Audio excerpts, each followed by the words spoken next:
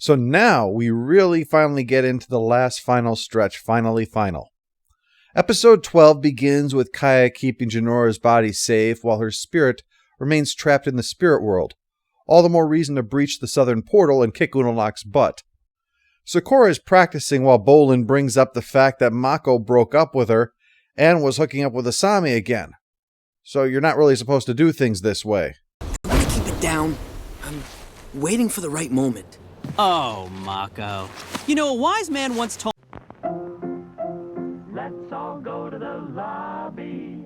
Let's all go to the lobby. ...that delivering bad news to a girlfriend was like ripping off a blood-sucking leech. You just have to do it fast and get it over with. I hate it when you listen to me. Don't worry, we all hate listening to you too. Well, Tenzin is really steamed over this situation and wants to not just go on the offensive, he wants to smash his way through like Korra, actually. But that's when they get word about Korra's dad being captured and the rebels routed, leaving no choice but to go to it themselves. Bumi's been offering crazy and implausible stories of his exploits this whole time, driving Tenzin crazy.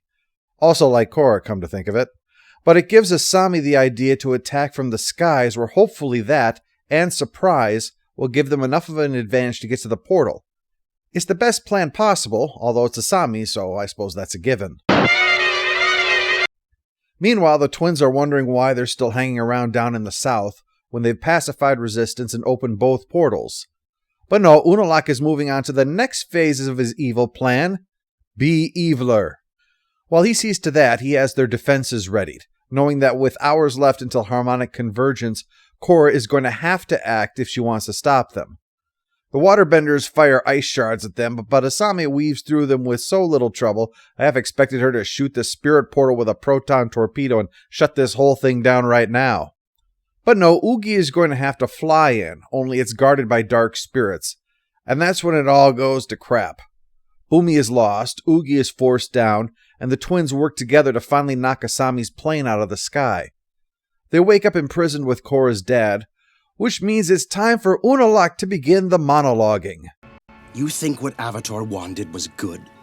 Driving almost all the spirits from this world? The Avatar hasn't brought balance, only chaos.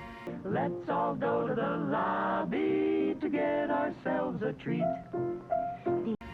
You call yourself the bridge between the two worlds, but there shouldn't be a bridge. We should live together as one. You mean with humans forced to live huddled on lion turtle backs to spare themselves from the 1,000 terrible deaths the spirits brought?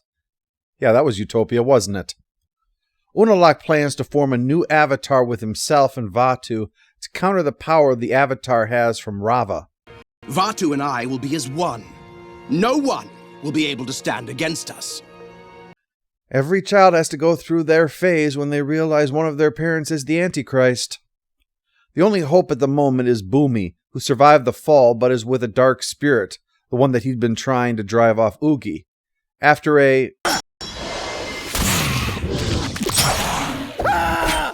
less than successful attempt at combat, Bumi pulls out his flute by accident, and the creature is calmed just by the sight of it. Playing it allows Bumi to drive the darkness from the spirit. And when our furry friends show up, Bumi figures he has all the makings of the perfect escape plan. Step 1 is steal a uniform and slip inside. You know, if I wanted some ball of evil lurking over my shoulder all the time, I'd have stayed home with my mother-in-law. Yeah, you get no argument from me. Bumi tries the flute trick again, assuming that the other spirits will be purged. But alas, it seems that one was particularly into music. Either that or these ones are into like Justin Bieber and have no taste. The dark spirits begin chasing him all around the camp. He tries to hide in one of those robot things, but the spirits get in that too and start driving it out of control. And Bumi accidentally takes out the camp and the twins.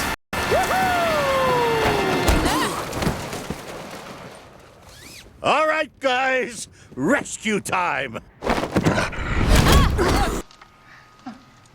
Well, that wasn't such a chore now, was it? Bumi, how did you manage to take out this entire encampment on your own? I did it all with my trusty flute and... never mind, you wouldn't believe it anyway. And now we're going to forever wonder if he was always full of shit or if every one of his crazy tales was just as true as this one. So Asami takes the wounded and the animals back to safety, while the rest enter the portal for the big reckoning and to rescue Jinora. And it's going to be rough. Unalaq has a whole army of dark spirits on hand ready to protect Vaatu, and Korra just has Bolin and Mako for backup. They manage to hold their own while Korra tries to close the portal, but one thing they can't hold back is the motion of the planets, and harmonic convergence happens before Korra can finish, and the whole world slowly turns purple, the color of dark spirit stuff, I suppose. And with all this power, Vaatu is finally capable of breaking free.